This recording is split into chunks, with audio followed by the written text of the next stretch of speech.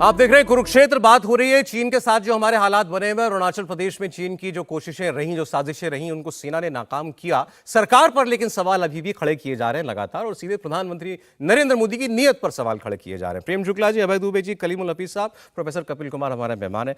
Professor साहब, आपने Congress party से भी सवाल किए थे, एमआईएम से भी सवाल किए थे, आपने भी नेहरू जी का जिक्र किया।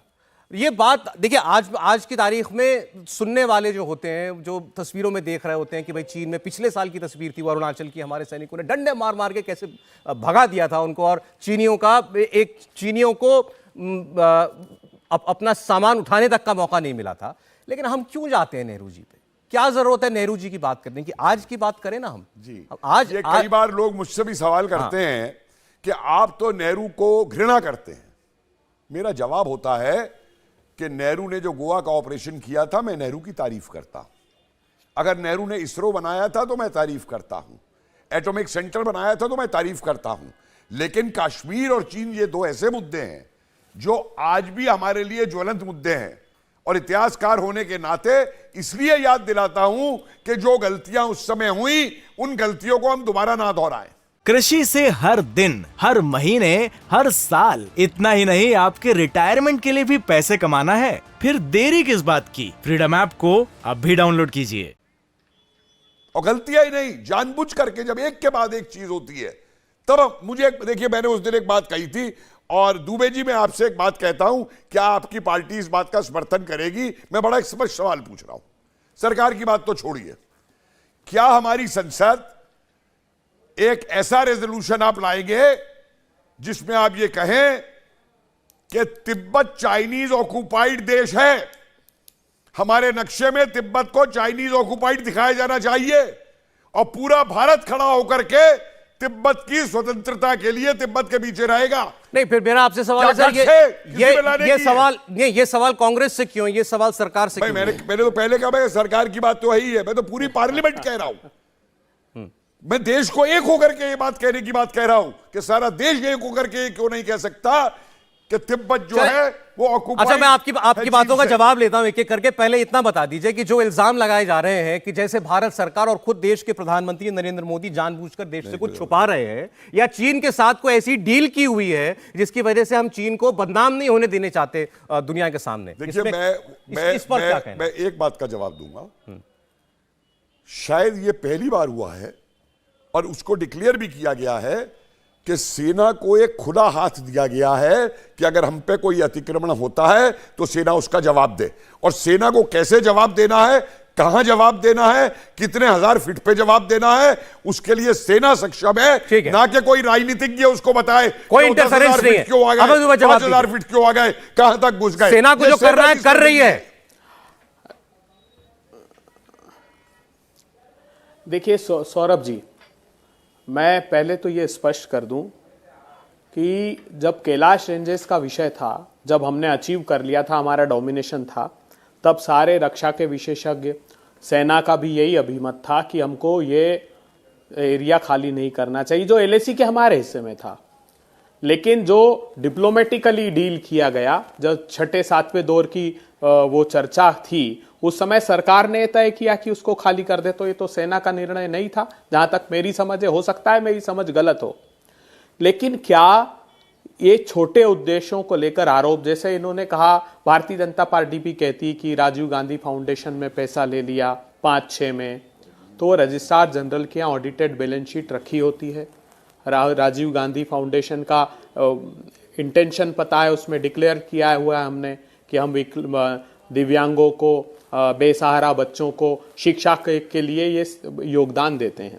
क्या मैं ये कहूं, जब BJP legislator takes lesson at school run by communist party of China जी, 13 चुने हुए प्रतिनिधि भारतीय जनता पार्टी के कम्युनिस्ट पार्टी ऑफ चाइना के स्कूल में शिक्षा लेने जाते हैं, तो मैं अपने छोटे इरादे ये परिलक्षित कहकर नहीं करता कि ये राष्ट्रद्रोह कर रहे हैं।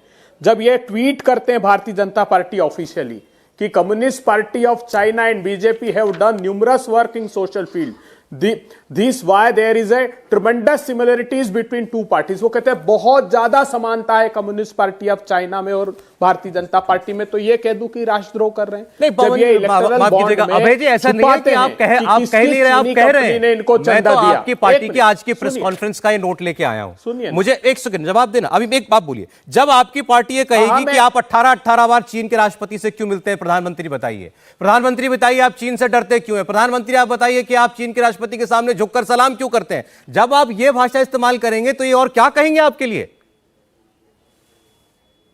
देखिए सौरभ जी, इसमें एक बात साफ कर दूं, जो आपने पहले भी पूछा कि क्या ऐसा क्या दब समझौता कर लिया चीन से कि नहीं। हमारे देश के प्रधानमंत्री, ऐसा कोई समझौते का प्रश्न नहीं है, डरने का नहीं, वो छवि का है। सिर्फ वो अपनी छवि खराब होने से डरते हैं। जिस दिन ये भय प्रधानमंत्री जी में से निकल जाएगा कि इन चीजों से मेरी छवि खराब नहीं होगी, तब वो पक्ष प्रतिपक्ष सब मिलकर दृढ़ता से सामना करेंगे। चले एक मिनट, एक बार प्रेम शुक्ला ही जवाब देते हैं इस बात का। पार्लियामेंट्री स्टैंडिंग प्रधानमंत्री अपनी छवि को लेकर कॉन्शियस है सारे एमएसएमई तबाह कर दिए चीन के इंपोर्ट। आज जिस लेख का हवाला को ये कह के कि तुम्हें जूते मार के निकाल दिया जाएगा 5 साल बाद, राहुल गांधी अपनी छवि बना रहे हैं देश में। क्या भाषा है कि जिनको सैनिक बनाया गया उनको हमारा ये ऑपोजिशन का लीडर कह रहा है कि तुम्हें सेना से 5 साल बाद जूते मार के निकाल दिया जाएगा। ऐसी छवि बना रहे हैं राहुल गांधी अपनी।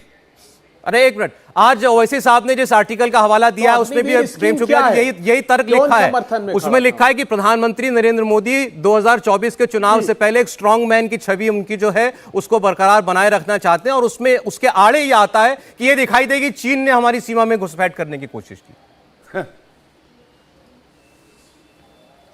देखिए, आदरणीय नरेंद्र मोदी को अपनी छवि से अधिक भारत की छवि की चिंता है। वो पहले प्रधानमंत्री हैं जो दिवाली सेना के जवानों के साथ मनाते हैं।